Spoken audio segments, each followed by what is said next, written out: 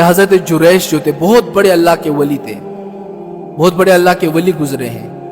ایک دفعہ نماز پڑھنے میں مصروف تھے، نماز پڑھ رہے تھے، تو ان کی والدہ نے انہیں آواز دیا کہ اے جریش، تو انہوں نے جواب نہیں دیا کیونکہ نماز پڑھ رہے تھے۔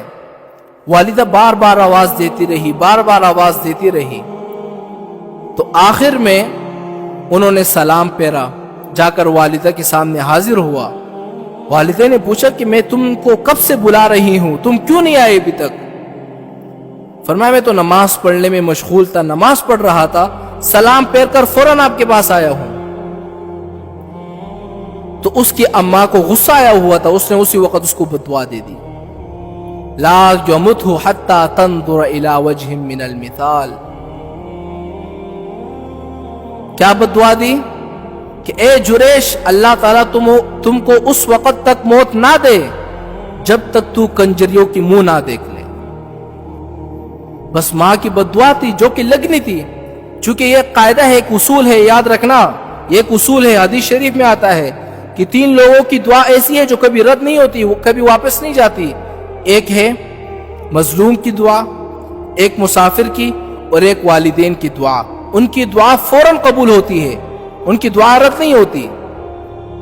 اور یہ بھی یاد رکھنا، جو والدین کی نافرمانی کرتا ہے نا، اس کو آخرت کے بجائے دنیا میں بھی اس کو سزا ملتی ہے۔ آخرت میں تو اس کو سزا ملے گی، لیکن دنیا میں بھی اس کو سزا ملتی ہے۔ ایک صحابی آئے، حضور سے فرمایا یا رسول اللہ، سب سے بڑے بڑے گناہ کون سے ہیں؟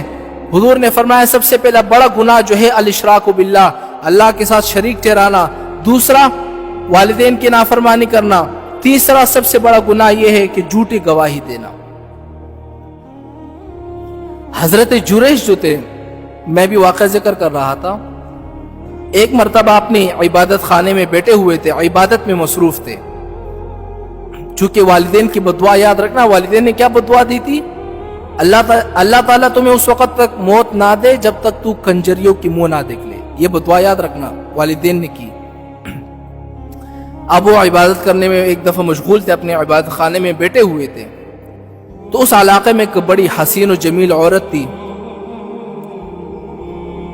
اور وہ آئی، اس نے دیکھا یہ تو اپنے آپ کو بڑا بزرگ سمجھتا ہے، بڑا اللہ کا ولی سمجھتا ہے، تو میں بھی اس کو گمراہ کروں گی، اس کو اس راستے سے ہٹا دوں گی۔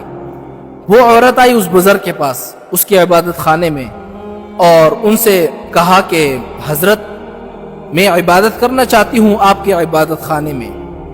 اس بزرگ نے بہت منع کیا، لیکن اس عورت کے اصرار کرنے پر اس کو جگہ دے دیا۔ اب اس عورت نے بہت ہیلا بہانہ تلاش کیا کہ میں کسی طرح اس کو گمراہ کروں، کس طرح اس طرح میری نظر پڑ جائے، لیکن بزرگ نے آنکھ اٹھا کر اس عورت کو نہیں دیکھا۔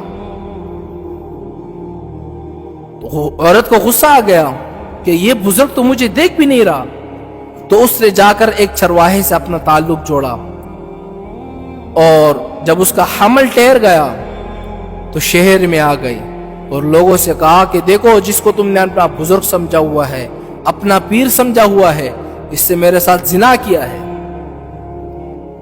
بس لوگوں کو سننا تھا، لوگوں نے مرد آباد کے نعرے لگائے، اس کا خانقاہ توڑ دیا، عبادت خانہ بھی توڑ دیا۔ اب وہ بزرگ رو رو کے کہہ رہے ہیں کہ بھئی میں نے کچھ کیا ہی نہیں ہے، لوگوں نے نہیں مانا۔ بہرحال جب بچہ پیدا ہو گیا، وہ عورت لے کر آئی، اس بزرگ کے سامنے رکھا، یہ آپ کا بچہ ہے، اس کو سنبھالو۔ اب ساری دنیا اکٹھی ہے، سب لوگ اکٹھے ہیں۔ اس بزرگ نے کیا کیا؟ 2 رکعت نماز پڑھی اور اللہ تعالیٰ سے دعا کی کہ اللہ میری عزت کی حفاظت کر لینا، میں جانتا ہوں مجھے میری ماں کی بددعا لگی ہے، یا اللہ پھر بھی میری حفاظت کر لینا۔ اس بزرگ نے نماز پڑھی، اس بچے کو انگلی لگایا تو وہ بچہ بھی بول پڑا کہ میں تو فلاں چرواہے کا بیٹا ہوں۔